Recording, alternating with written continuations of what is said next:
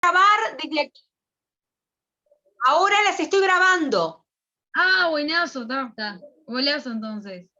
Yo se los paso, no se preocupen, y además lo podemos subir al canal, o sea que no hay problema. Buenísimo.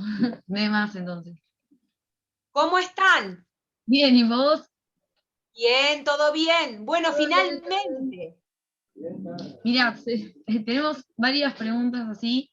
Cuéntenme un poquitito antes, ¿para qué institución es? ¿Ustedes están en dónde? Melo, el IFD de Melo.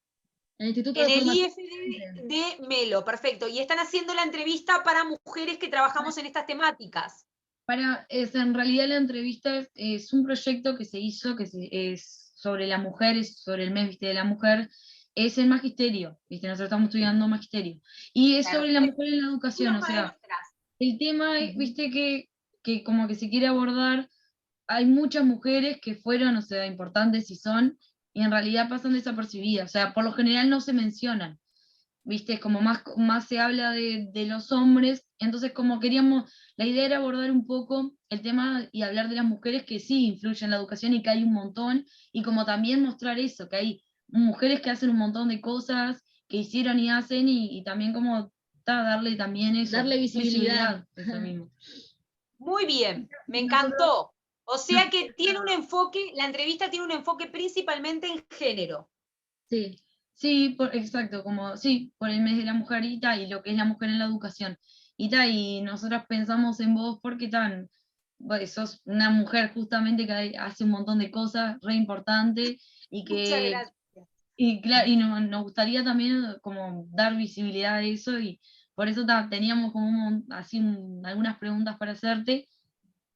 Primero, o sea, preguntas como más así, en realidad, que de vos, viste, de dónde te criaste, de a qué escuela fuiste, cosas así, como para agregar también a la parte de la biografía, cosas de vos. Y sí, después tenemos algunas preguntitas, viste, como más en el tema. Ahí está. Perfecto. Bueno, perfecto. Así que un saludo enorme para todo Melo, ¿no? Sí. Excelente. He tenido pacientes de Melo. He tenido Ah, varios pacientes de Melo. Tengo muchos pacientes del interior, por eso. Bueno, primero, antes que nada, muchísimas gracias por la entrevista. La verdad que Gracias a vos, gracias también. te tomaste el tiempo. No, por favor, es una obligación ética y moral de todos los que fuimos educados en la educación pública.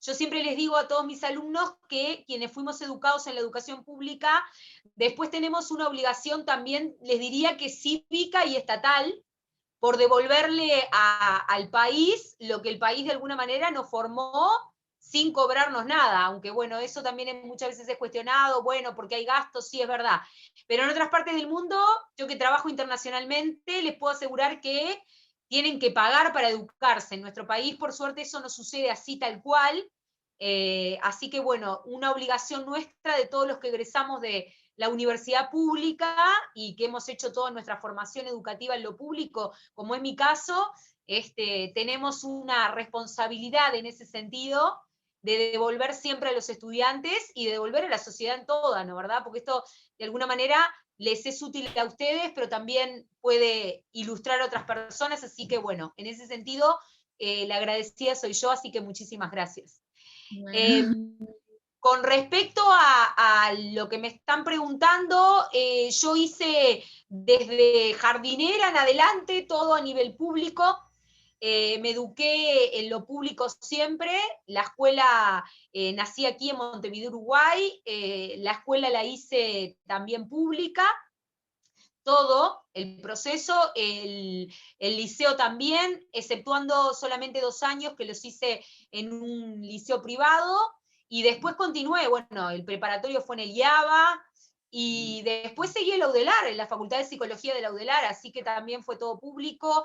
Mis formaciones de posgrado también fueron públicas, y lo que sí hice después fue la especialización en la parte forense y jurídica, que la tuve que hacer en el exterior, porque en el momento que yo me formé no existía en ese momento aquí en el Uruguay.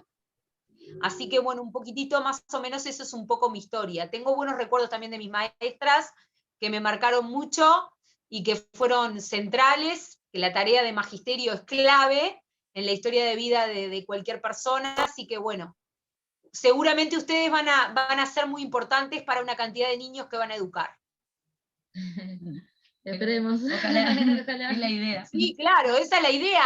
Si no, no existen los maestros. Los maestros, a ver, es una de las profesiones como el psicólogo más vocacionales, ¿no? O sea, como que las moviliza eso de dejarles impregnado un buen mensaje a los niños, y eso es sumamente noble. Así que bueno, excelente que estén haciendo esta carrera maravillosa. ¿En qué año están? Estamos en el primer año. Ah, primer año. Bueno, bárbaro. ¿Y son 4 años, no? ¿Actualmente o 5? 4 años. 4. 4 años. Perfecto. Muy bien. Cuéntenme, a ver, ¿qué más querían saber? ¿Siempre supiste lo que querías estudiar? ¿Siempre fuiste En clara? realidad, a ver, siempre supe que era algo relacionado con lo humano, con la psicología vinculada a lo humano. Me costó al principio identificarme con la orientación. La orientación al principio yo la hice con sexto de medicina, iba a ser psiquiatría, eh, o me interesaba mucho la parte neurológica, todo lo que era la parte de neurología. Pero después me di cuenta que me gustaba mucho todo lo que era la parte más humanitaria, que eso tanto en la Facultad de Medicina no estaba presente. O sea, si bien sí trabajan con eso, pero digo, no es el enfoque central, es mucho más científico en la parte orgánica, y a mí me interesaba mucho la parte humana, subjetiva. Siempre tuve como una característica media natural, así, a ser medio líder natural, pero ayudar a los que necesitaban o los que eran más débiles del grupo. Entonces, bueno, había como una tendencia a eso, y después que entré a medicina me di cuenta que no era mi ambiente, y decidí hacer psicología. En el momento que decidí hacer psicología no podía entrar a psicología porque estaba pasada en los plazos, entonces tuve que hacer un año que lo cursé de oyente, o sea, en realidad participaba, pero no lo cursé, diríamos, curricularmente, y después sí me pude inscribir. Y bueno, y comencé la carrera, y en tercero de Facultad de Psicología tomé la decisión de hacer también el IPA de Filosofía, que cursé las 2 carreras al mismo tiempo. Y bueno, y ahí ya tercero, cuarto, que en psicología es cuando aparece todo lo que es la parte clínica, me interesó mucho todo lo que era la parte de peritaje, psicología clínica forense, y principalmente relacionada con vínculos problemáticos con violencia, psicología violenta y todo, conductas violentas, y ahí empecé a desarrollarme en esa temática ya a partir de ese momento.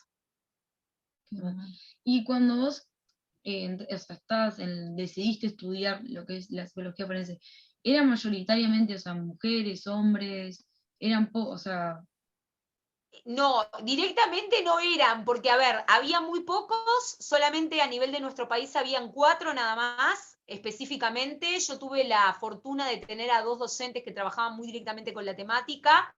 Siempre fue un ambiente bastante complicado, porque fue un ambiente bastante es un ambiente bastante masculinizado, es un medio bastante, diríamos, desde el punto de vista del género, bastante flechado para el lado, diríamos, masculino, ¿no? Negativamente para el lado del género masculino, no negativamente porque sea perfilado para ese lugar, sino que quiero decir que está como poco instalada la equidad, por lo menos en ese momento no había tanta equidad con el género femenino y masculino en mi ambiente especializado, pero bueno, después se fue abriendo con el tiempo. En realidad siempre el ámbito forense fue un ámbito, ya desde los orígenes de la historia, universal, de cómo surgen los primeros peritos y demás en la Grecia antigua, ya siempre fue como muy flechado para lo masculino, ¿no? O sea, como que supuestamente los primeros en estudiar medicina forense eran varones, los magistrados eran varones, bueno, los abogados mayoritariamente varones.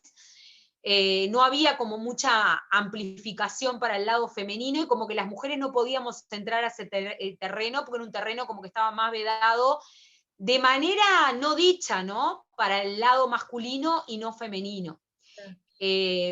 Como que una interpretación bastante machista de la sociedad, ¿no? Pero ojo que no era solamente del Uruguay, ¿eh? A nivel mundial funcionaba, diríamos, muy así en un principio. Después se fue abriendo O sea, también tuvimos mucho como las influencias de los medios de comunicación que empezaron a hacer aparecer a la figura de la mujer en lugares como el de la perfilación criminal. Yo trabajo en perfilación criminal también a nivel de otras partes del mundo.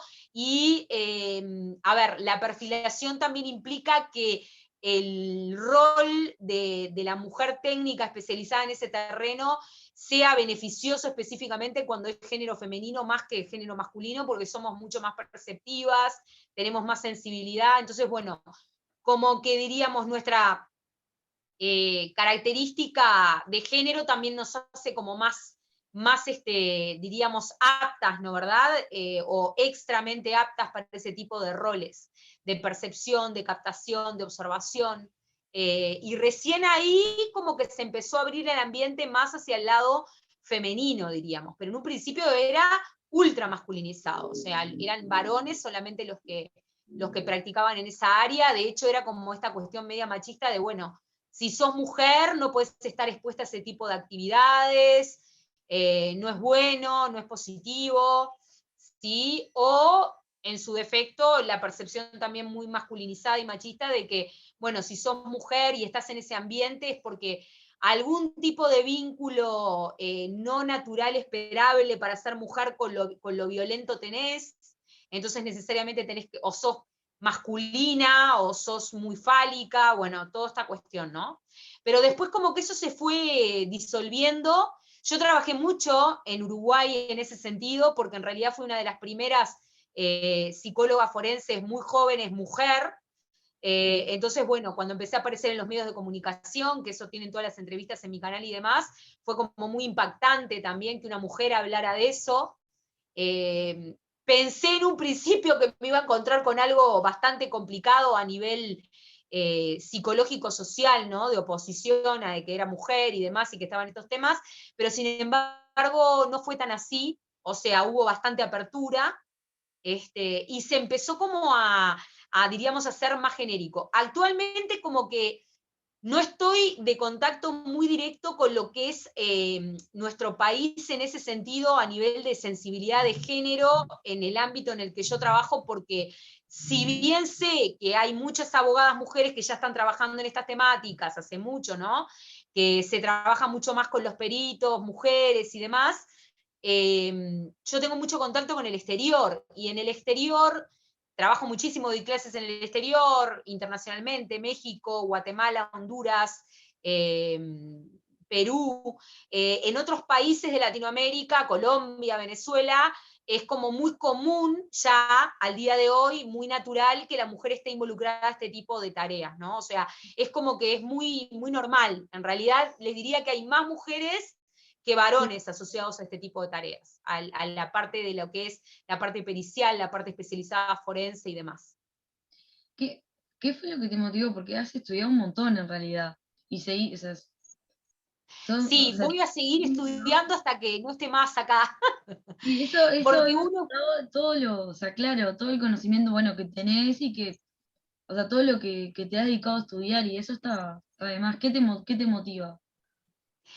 yo en realidad, o sea, a mí lo que me ayudó muchísimo fue como identificar la especialidad desde antes de recibirme, ¿no? Yo ya entre tercero y cuarto de la facultad ya más o menos tenía el enfoque de lo que quería y de lo que me gustaba, y bueno, y encaucé ese camino y seguí trabajando desde ese lugar de ahí en adelante, ¿no? Me especialicé mucho, los peritos tenemos que estar sumamente especializados en todo.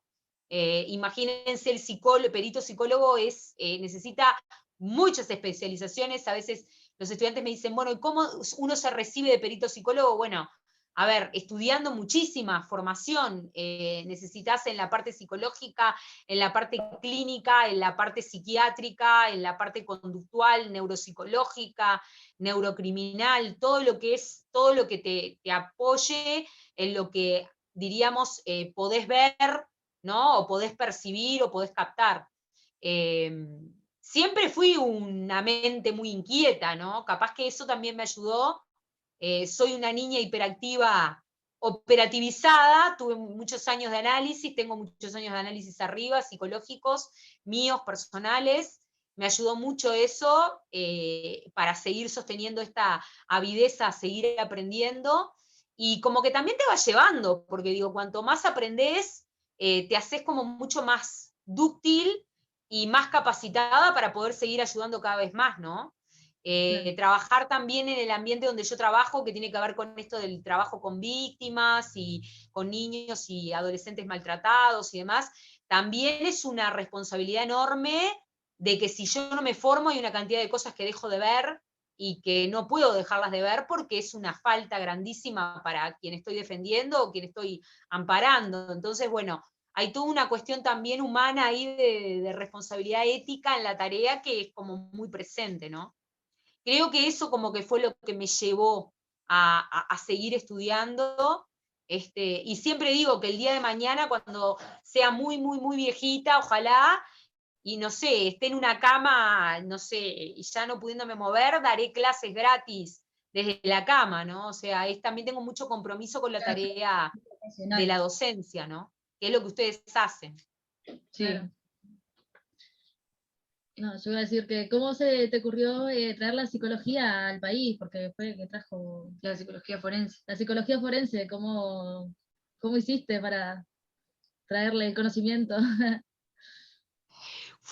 Es una tarea de resistencia, les digo. Es como diría Gramsci, que ustedes lo tienen que haber visto en pedagogía, o lo van a ver seguramente más adelante. Es una tarea de resistencia y es una tarea política, pero política no necesariamente ideológica. Ideológica desde el lugar de que vos ves que hay, diríamos, formas de pensar problemas sociales que pueden ayudar mucho a la sociedad en la que vos estás, y vos podés hacer un movimiento desde ahí, desde la parte intelectual y conceptual.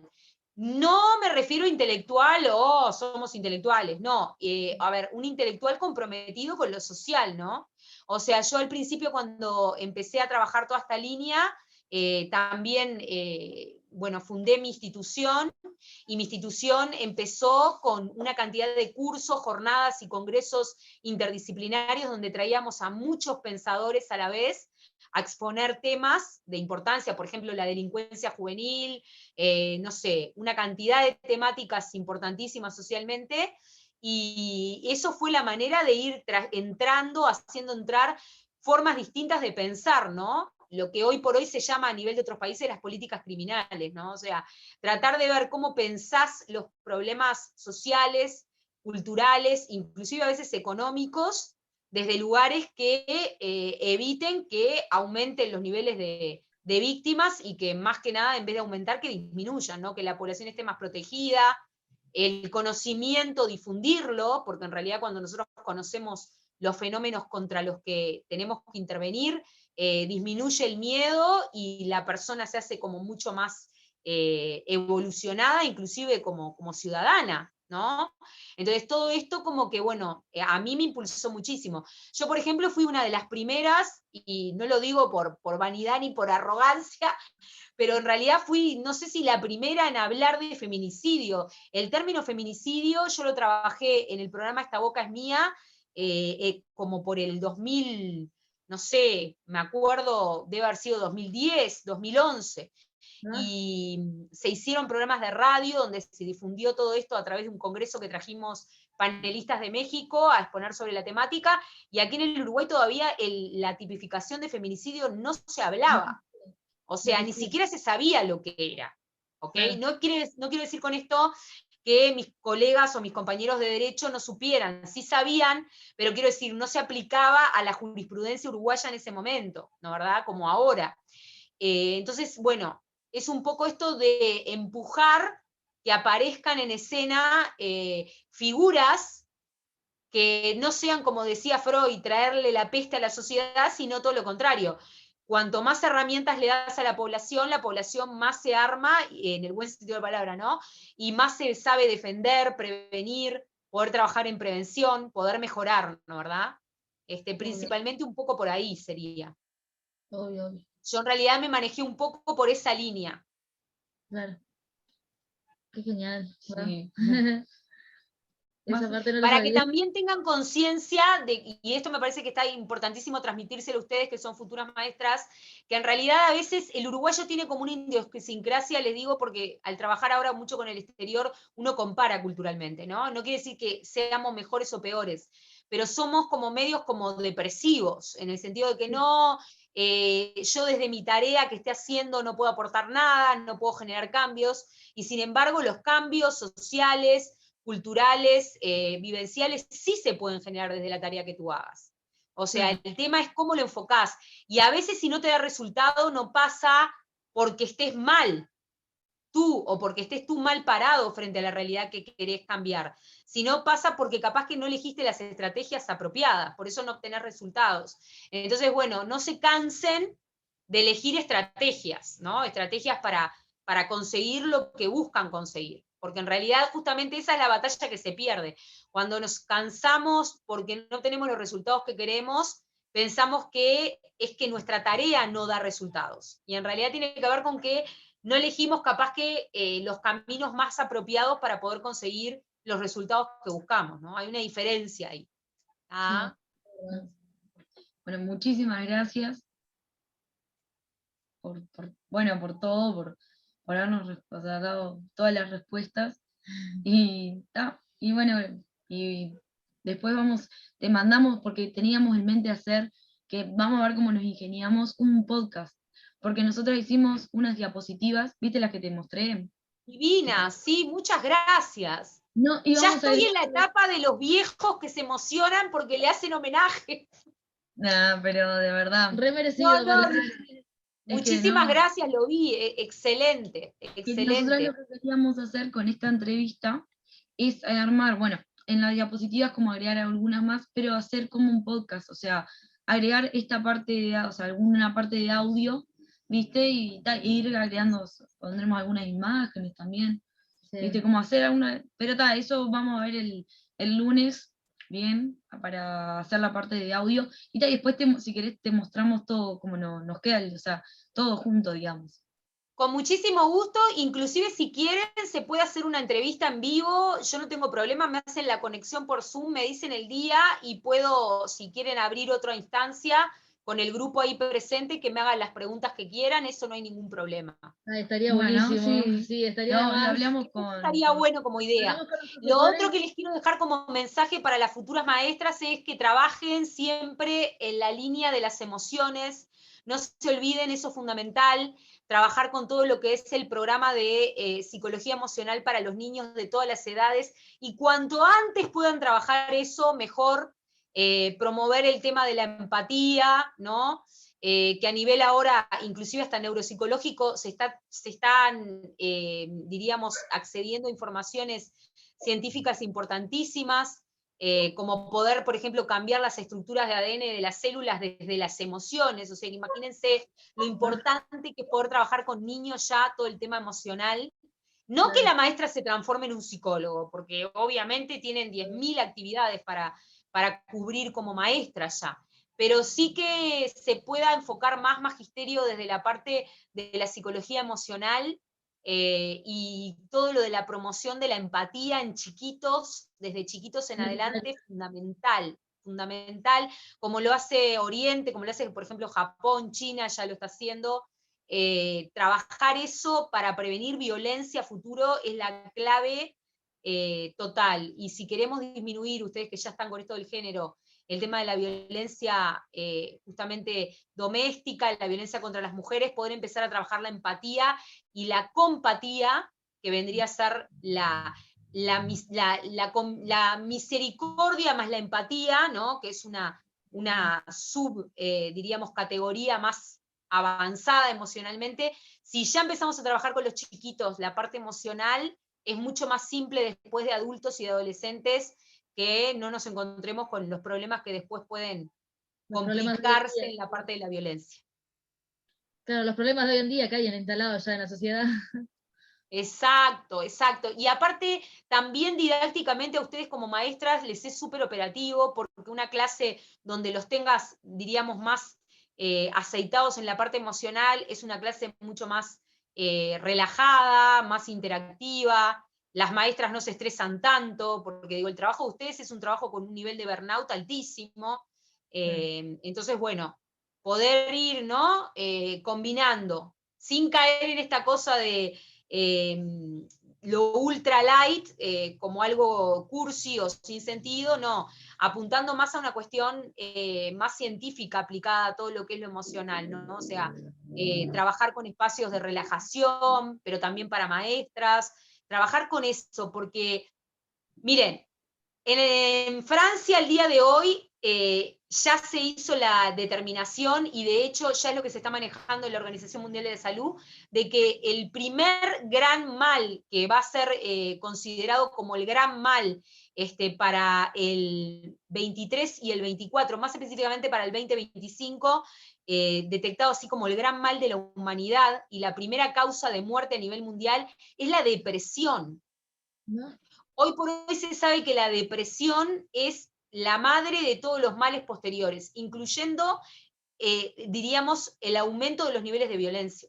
Claro. Entonces, si se trabaja lo emocional, podemos hacer a futuro y a larguísimo plazo a nivel preventivo modificaciones maravillosas en las sociedades. Entonces tenemos que comprometernos con esa línea, trabajar el elemento de las emociones en los niños y en los operadores que trabajan en contacto con los niños, que es fundamental, ¿no? ¿Verdad? Uruguay tiene todo un tema con lo depresivo, que hay que poder ver cómo modificarlo, porque bueno, Francia ya está planteando que en realidad todas las enfermedades, tanto psicosomáticas como emocionales, pero principalmente las psicosomáticas, ya inician con la depresión. Entonces, imagínense, diríamos, el impacto que tiene esto en la humanidad, ¿no? Si podemos empezar a trabajar todo esto desde niños, los cambios pueden ser maravillosos, se pueden obtener modificaciones sociales completas, ¿no? ¿Verdad? Entonces creo que, bueno, eso es, y bajarían los niveles de violencia, bajarían los niveles de destrato, de maltrato, de impulsividad, o sea, podemos hacernos más civilizados sin necesidad de cosas demasiado elaboradas, ¿no? O sea, trabajando más con la clave del amor y las emociones. Pero bueno, es un camino. Bueno, pero todos podemos aportar un granito. Por supuesto, y ustedes tienen un poder fuertísimo, tienen que ser conscientes de eso y nunca caer en esto, diríamos, de la desmoralización, ¿no? ¿Verdad? O sea, esto de decir, bueno, no, nosotros desde nuestro rol no podemos conseguirlo, no lo podemos hacer, estamos impedidos, nunca se está impedido. O sea, en realidad, los cambios más maravillosos en la humanidad se consiguen con las menos herramientas posibles, ¿no?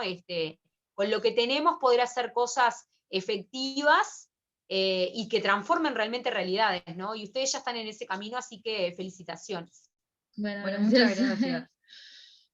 Y bueno, después Quedamos en contacto entonces. Sí, obvio. Sí. Te mandamos cuando hagamos, dejamos que, o sea, que quede lindo todo, podamos unir todo lo que ya hicimos más esta parte, y tal, y te mandamos, te mostramos, a ver si te gusta. Te mostramos todo como quedó todo pronto. como nos quedó unido, digamos, todo más o menos. Confío en su buen gusto. Bueno, te mandamos después, cuando ya, creo que ya el lunes es la idea más o menos darle un cierre, así lo podemos también presentar, y ya te mostramos a ver cómo nos quedó. Vayan tras sus metas, no dejen de soñar nunca y no se encierren. A veces creemos que las realidades son más complejas de lo que realmente son, y es nuestra propia mente que no ve otras realidades, y bueno, traten de soñar grande en todo lo que hagan. Ese yo creo que fue y es mi primer y central motor que me ha llevado a hacer todo lo que he hecho. Y acuérdense que los sueños mejores son los sueños esos que cuando uno dice, yo tengo este sueño, el resto le dicen, pero eso es muy difícil, eso no lo vas a poder conseguir. Esos son los mejores sueños. Esos son los sueños por los que vale la pena caminar y seguir adelante. Bueno, muchas gracias. Estamos en Les contacto. mando un abrazo grande, les mando la filmación. Dale, muchas gracias. Que pasen bien. Estamos en contacto. Un gusto. Igualmente. Gracias a ustedes. Chau, chau. Chao, chao.